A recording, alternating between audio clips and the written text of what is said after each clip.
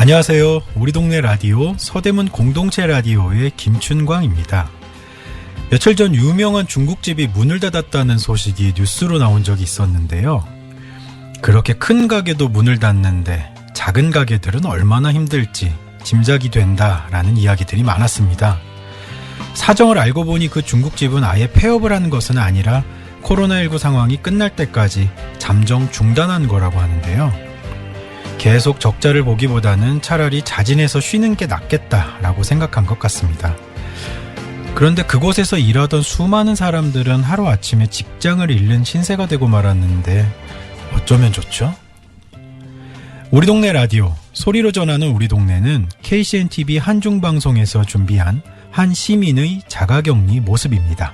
저는 중국 북경에서 한국 인천공항으로 입국한 2주간의 격리 생활을 시작하게 되었습니다. 2주간이라는 시간을 어떻게 하면 이익있게 보낼까 하고 생각하던 중 공항에서 만난 중국 유학생 5명이 떠올랐습니다.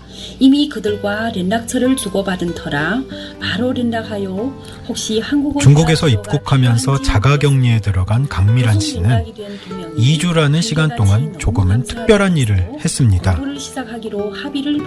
공항에서 만난 중국 유학생들에게 비대면으로 한국어를 가르친 건데요.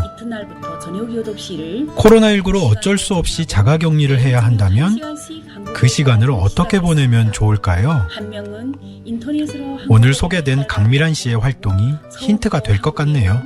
부산에서 연구생 공부 시작하는 여학생이고 한 명은 한국에서 대학교 연구생 공부를 마친 뒤 사업을 시작한 지 2년, 한국 생활 10년 차인 대구 구미시에서 생활하는 젊은이였습니다. 우리는 2주간 문장을 반복으로 읽고 이해하면서 꾸준히 회화 공부를 하였고 매일 일과를 일기로 쓰기까지 하였습니다. 우리는 코로나 검사를 하던 일을 화제로, 보건소에서 전달하는 음식물을 화제로도 이야기를 나누었고 매일 먹는 음식을 사진 찍어서 서로 이야기를 나누면서 2주간을 재미나고 뜻깊게 보냈습니다. 지금도 우리는 자가격리 2주간을 회상하면서 코로나 시기 개인 건강에 유의하고 코로나를 잘 극복하도록 서로 격려하면서 사이좋게 지내고 코로나19로 모두가 힘든 시기를 보내고 계실 텐데요. 이 시기 중국 동포들이 많이 사는 대림동의 모습은 어떨까요?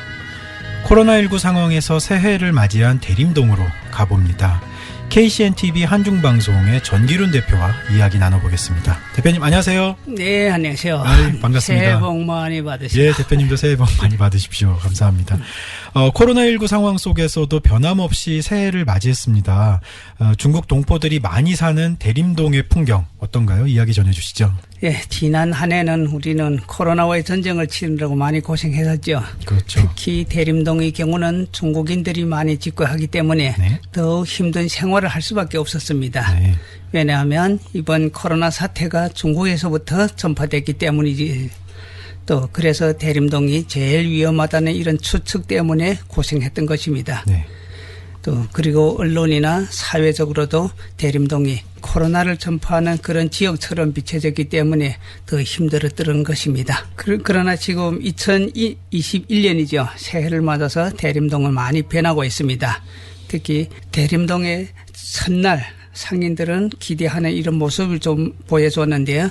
이곳을 찾는 분들도 또 너무나 흥분돼서 앞으로 대림동이 많은 발전과 기대를 좀 가진 것 같습니다.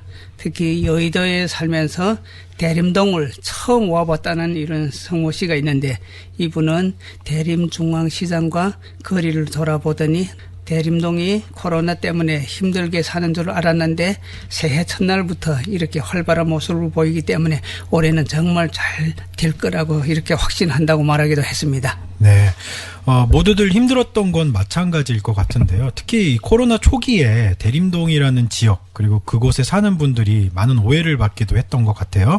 그 당시 대림동 상황 좀 설명해 주실 수 있을까요? 네, 코로나가 찾아온 지도 벌써 1년이 됐죠. 지난해 바로 설 대목이었으니까 거의 이때라고 봐도 되겠는데 갑작스레 코로나라는 이런 불청객이 찾아오면서 대림동은 발칵 뒤집혔었습니다. 사건이 발생하자 또 언론들에서는 대림동을 지목하게 됐고 또 잇따라 가짜뉴스까지 등장하면서 대림동이 더 힘든 것입니다. 그래서 말 그대로 풍비박산날 정도였습니다.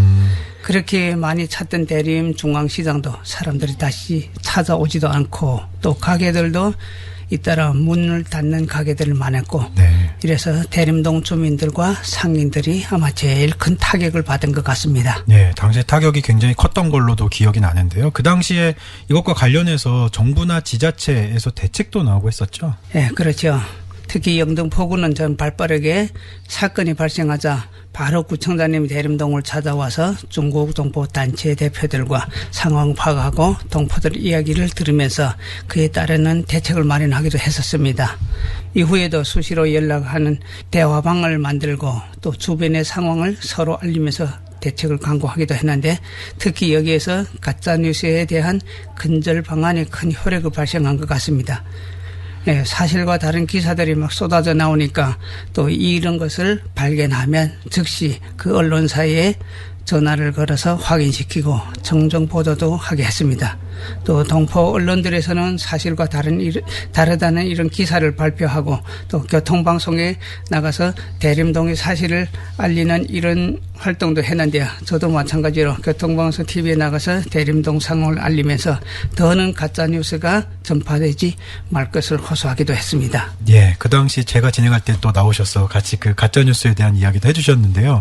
지금도 가짜뉴스가 많은 문제가 되고 있기는 하지만 당시에 그 가짜뉴스를 막는 거 하나만으로도 그 효과가 있었다고 말씀하셨지만 한계도 있었을 것 같아요. 또 다른 대책이 있었겠죠? 그렇죠. 다른 대책이 많았습니다. 네. 우선 동포 관련 언론사들에서는 대림동의 현실을 알리는 작업에 착수했습니다. 네. 그리고 단체들에서는 홍보 활동에 적극 나섰는데 봉사팀을 모아서 대림중앙시장을 중심으로 방역 활동도 적극 참여하고 네. 또 구청에서 그 제작한 우리 홍보 전단지도 배포하면서 방역 조치에 대한 이런 방법이나 시기 등에서 상세한 홍보를 하고 또 시장이나 가게 공공장소를 다니면서 소독해주고 또 방역에 대한 이런 계몽 교육을 많이 했습니다. 네. 이렇게 이것이 차츰 일상화되면서 다시 안정을 찾게 되었는데 대림동이 아마 이때로부터 다시 지금 좀 생기를 찾게 된 것 같습니다. 네.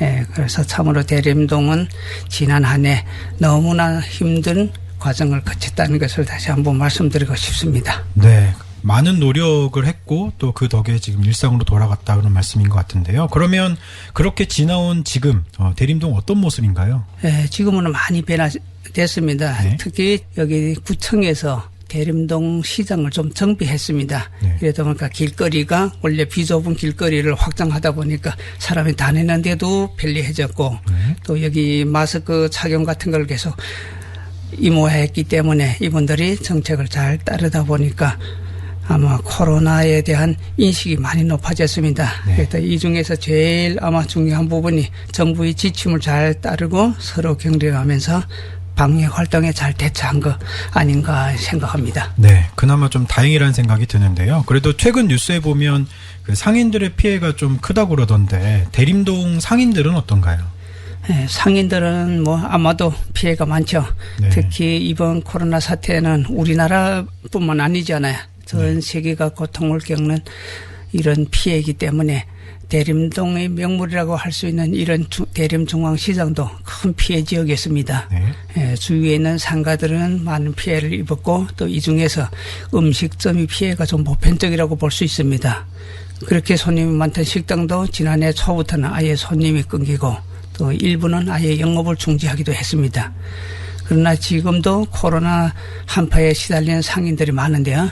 하루빨리 좀 회복되어서 새해에는 대림동이 웃는 이런 대림동으로 되었으면 합니다. 네, 코로나 사태가 길어지면서 많은 분들의 삶의 모습이 바뀌어가고 있는데요. 대림동에는 또 구체적인 어떤 변화들 어떤 게 있을까요? 네, 지난해부터 특별히 달라진 부분이 좀 있다고 생각되는 경우가 있는데 네. 여기는 상가나 길거리에서 마스크를 쓰지 않는 사람이 전혀 없는 것 같습니다. 이것이 일상화된 것 같고요. 네.